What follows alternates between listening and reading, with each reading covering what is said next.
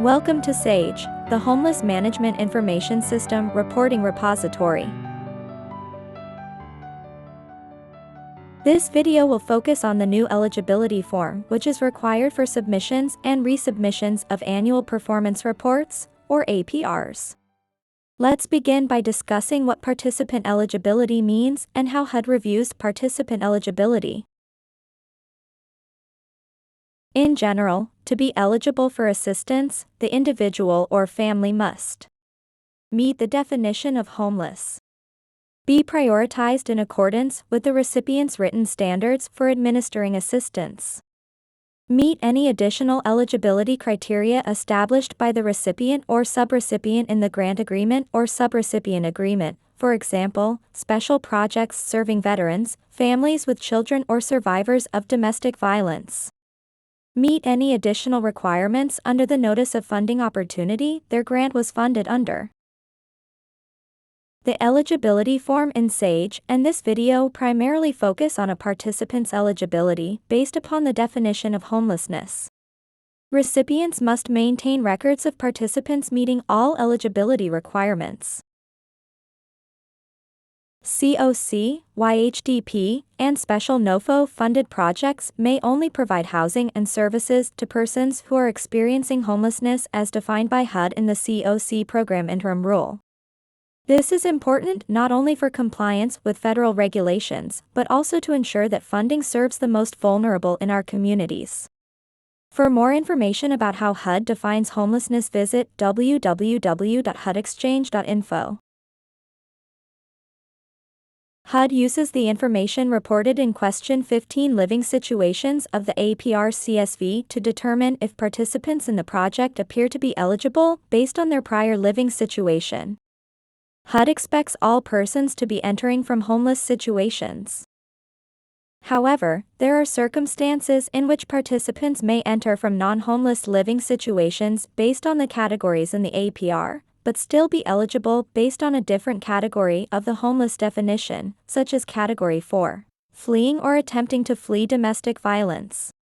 Their prior living situation would not necessarily be a shelter, safe haven, or other place not meant for habitation, but they would still meet the homelessness eligibility requirement. Since these persons do not appear to be eligible because of their prior living situation, HUD frequently sends back APRs to the recipient to provide an explanation about participant eligibility. To avoid multiple APR submissions, the new eligibility form provides recipients with the opportunity to proactively speak to the eligibility of participants whose prior living situation to enrollment does not appear to be a homeless situation. The eligibility form is required for all APRs from COC, YHDP, and special NOFO grants, except for HMIS dedicated grants, planning grants, or SSO coordinated entry grants. To complete the eligibility form, you will need to first upload the APR CSV to your report submission. Once this upload is complete, you can click on the Add link on your APR Launchpad to open the eligibility form. The eligibility form enables recipients to communicate to HUD about participant eligibility for individuals entering from non-homeless situations.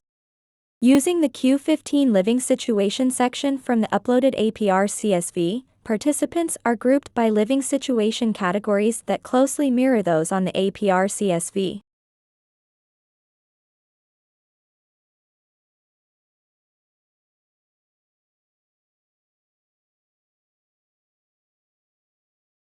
Persons entering from a homeless situation or institutional situation are assumed to be eligible for the program.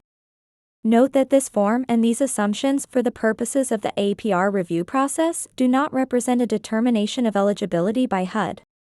Recipients must maintain documentation of eligibility for all participants in compliance with federal record-keeping requirements.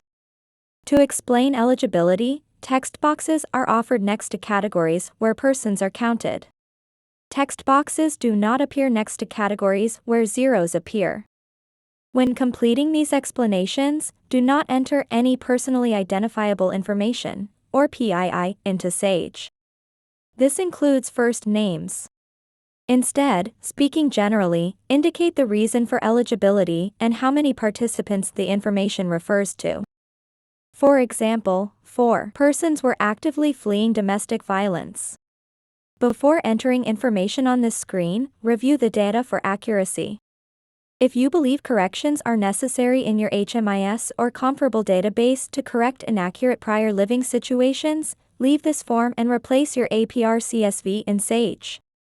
Replacing the APR CSV will delete the eligibility form and replace it with a new one, and any comments entered will be cleared. However, you will be able to see what you previously entered below each text box. Now, let's look at some examples for how to complete the eligibility form in Sage. If no text boxes appear on your eligibility form, that means that all adults and heads of household who participated in the program entered from a literal homeless situation. You only need to save the form after reviewing it. In this event, a message will appear at the bottom of the form noting this. Here is a YHDP Supportive Services only project. 13 individuals are noted as having a prior living situation of a temporary situation other than transitional housing. The recipient knows that 10 of these 13 were youth at imminent risk of homelessness at project enrollment, and 3 persons were actively fleeing domestic violence. The recipient enters these comments in the provided text box. Next, 5 persons are listed as entering the project from a permanent housing situation. 2 of these youth are attempting to flee domestic violence. 3 are participants in a YHDP RRH project who just moved into their new unit and are receiving supportive services from this project. The recipient enters these comments in the corresponding text box. Finally, 2 youth preferred not to answer about their prior living situation. Both are actively fleeing domestic violence and self-reported this to the case manager at enrollment. These comments are entered in the text box.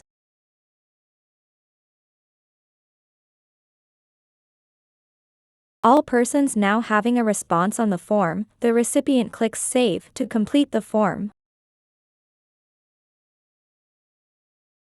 In this example, a COC permanent supportive housing project has 3 adults or heads of household who entered the project from a prior living situation of transitional housing. The recipient knows that all 3 of these participants entered transitional housing from an emergency shelter. Since the PSH project does not have a chronic homelessness requirement, these individuals are eligible for this PSH project. Regarding persons entering any project from a transitional housing living situation, the recipient may have to clarify how persons coming from transitional housing were able to be confirmed as eligible, based upon the funding application for the grant. For more information, consult the Notice of Funding Opportunity the grant was funded under. In Sage, help is always just one click away. Click on the question mark on any page to open the Help and Resources tab. Written guidance on how to complete the program eligibility form along with the rest of your APR can be found by selecting Reporting Guidance and then selecting the report type you need. You can also use the HUD Exchange to ask a question about using Sage. When you complete the AAQ form, select Sage in Step 2. This concludes the video. Thanks for watching.